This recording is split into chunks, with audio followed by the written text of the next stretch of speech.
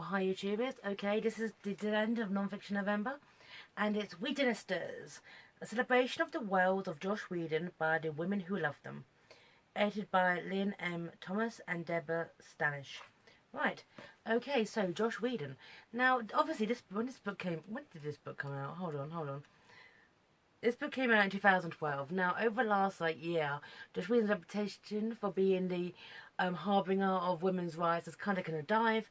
But hey, I love his work. I have loved his work for a really, really long time. I think it's fantastic.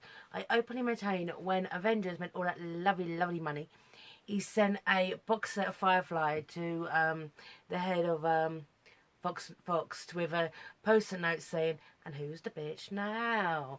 Good. Firefly was cancelled after like a dozen episodes, and the fandom has been upset ever since, and I'm pretty much over it now. But Firefly was the kind of show where it never got the chance to get bad, so every episode was gold. I thought give it 5 seasons or 7 like Star Trek, and it would have just gone downhill. Or was it 3 seasons if you Enterprise? But anyway, so yeah, so a geek can being a geek, being a woman who's a geek, it's an interesting ride. I've always really much been a geek. I became an official geek at 14, and my life rocks. I let my geek flag fly. Okay, there is no inner geek with me. I am just a geek. I'm Star Wars, Star Trek, Highlander, comic books, Batman. Yeah. Josh Whedon's work. Now, just because I love Josh Whedon's work doesn't mean I like everything. Dollhouse kind of annoyed me. Andy Tudyk, he was fantastic. So Dollhouse kind of annoyed me. There was this thing, what kind of months ago, where his leaked treatment for a Wonder Woman script from like over 10 years ago was leaked online, and everyone was an uproar about how sexist it was and all that. And I'm like, it was a draft script for a film that was never produced, and who cares, you know? But you know, fandoms are like, fandom is like you can't have nice things. Everyone's disappointed if it doesn't match up to expectations of something. It's ridiculous. So anyway, Whedonistas. So now this is an interesting book because I was a little bit apprehensive upon reading this because I thought it'd be the whole kind of it's just really, really to the extreme about kind of like love or hate for Josh Whedon, if you will. But I actually liked it. It carries across the subject matter with respect. There's various chapters about obviously what's like to be a geek girl, woman in fandom. One bit here I loved. Okay, this bit here is about trying to watch shows in the UK before Sky was invented. It was a nightmare. The amount of shows I got to quite like. The thing with Buffy, first episode of Buffy, I had to get from Blockbusters, and I didn't actually enjoy it. I don't know why. I just dismissed Buffy, and because I saw the original one with cousin Swanson, I do believe, and Rutger Hauer, you know, the guy from Blade Runner, and I actually liked that. I thought it was quite a fun film. It was the 90s, you know. I felt I was a teenager, and so but Buffy, the TV show, I just missed about season 3, and I thought I'd check it out. It's being repeated, and I fell in love with it then. So, anyway, this bit here sums up perfectly. This is chapter Teen Troubles and Growing Up by Caroline Simcox. By the time Angel arrived at the end of Buffy season 3, I knew I was ready to see more from Mr. Whedon. I had access to satellite television now and could watch episodes as soon as they were shown in the UK. It was good to finally be at the cutting edge, and the prospect of a new dark show definitely appealed. I was on the edge of my sofa as Angel prepared to hit our screens. Unfortunately, that's more I could say for the TV executives over here in the UK. It's made for a frustrating time for Buffy fans.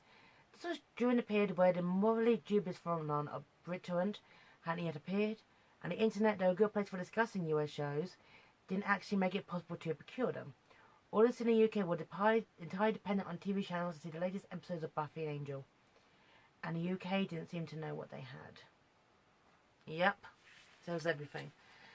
Shown on ITV, shown on BBC Two, edited down.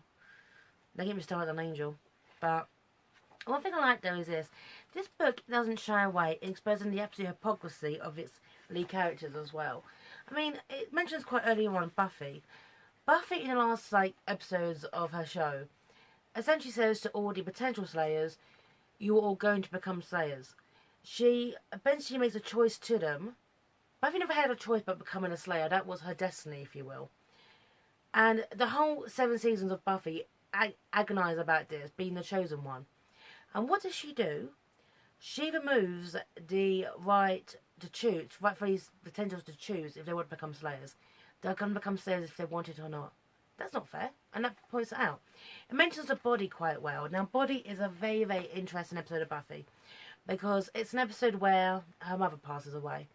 A road that I've been down where my own father passed away, and it's true.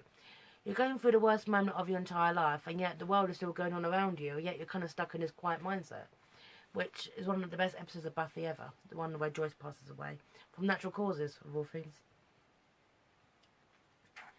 This bit here I like as well. Smart is sexy. An appreciation of Firefly's Kaylee. Firefly's characters are apt to judge Kaylee by what they see. Even Mel, who normally is an understanding type, can only see the technician in Kaylee and not the woman. At Seven's shindig, Kaylee, who is dressed up, is obviously hurt by an unkind comment on Mel's part.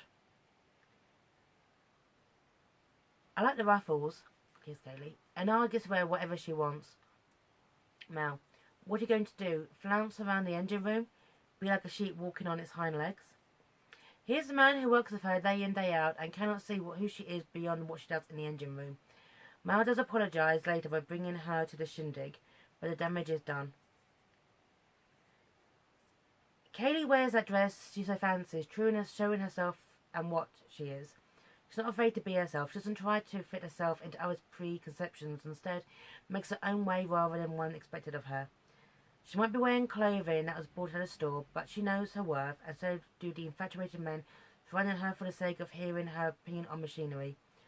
The women who scorned her at the party do not even get half the attention she earns by being brilliant. Doesn't matter how fancy her dress is, or how many slaves dressed her.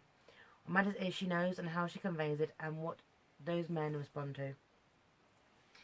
As an example, good writing in this. This is a chapter, Smart is Sexy. And I absolutely loved Kaylee in Firefly. I loved all the characters.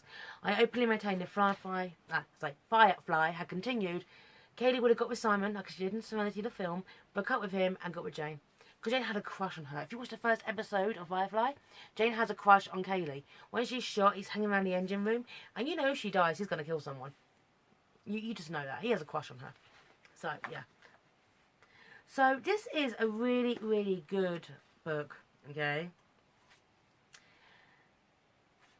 This is a book which praises Josh Whedon's writing and his characters. It mentions Dr. Horrible singing on blog. It mentions Dollhouse. And it also mentions the Avengers. This was past that. But it makes you really kind of appreciate his work when it's done in kind of academic setting. Or within that, some of them are from a high academic background, but some are not. There's just enthusiasts and fans. It talks about the fandom and how being a fan can bring people together. So, now this bit here, I love. This is about, I love this. This is a chapter by Maria Lima called I Am Josh Whedon's Bitch. Okay? In Buffy, when Spike got his soul, I cheered at the absolute genius of it. The autonomy of the ultimate bad boy seeking out his salvation, free knowing that torment that awaited him in contrast to the unmasked or soul-bearing of Angel, which was itself fascinating. Delicious battles and mental anguish between the two vampires between them and Buffy. Similarly, the amazing episode that was Outer Gas in Firefly, where we discover the characters' parts. They're not what we thought they were. Yet at the same time, the characters' stories' arcs were consistent within themselves, and they were often unsurprised didn't appear out of thin air. No, the writing wasn't perfect, no unblemished, but all we didn't show shone above nearly everything else on TV at the time, and many things after. Josh Whedon and his writing team forged entirely new directions in hitting television scripts, and unapologetically developing flawed characters and hard-hitting storylines, while delivering both with a trademark sense of humour. That kind of sums up Josh Whedon's work as well, in general. His scripts are tight, they're funny. And whatever you say about Josh Whedon, I think he's an absolute genius, and I really appreciate his work. And it is funny how being a geek and your entry into your fandoms as well. But obviously, I grew up as the only geek in my family film. Now all my friends are geeks. Okay, we kind of find our own. Okay, it's easy, you know. We seek out our own kind, if you will. So it's just a book about fans coming together and talking about what they love, and they love Josh Whedon's work. I think it's fantastic. The whole sing-along blog is fantastic. I think the Avengers is brilliant. So Dollhouse, not as much. But hey, everyone has their own entry into the fandom. So the Whedonistas, I do recommend. It doesn't take itself too seriously. No, book itself down in the politics of dinner politics, because it's written by women after all. You know, we're kind of like Demonized culture. This is a really, really good book. It doesn't take itself too seriously. And I actually recommended it. I enjoyed it more than I thought I would. Okay? So, sign off here, YouTubers. Take care. Bye now.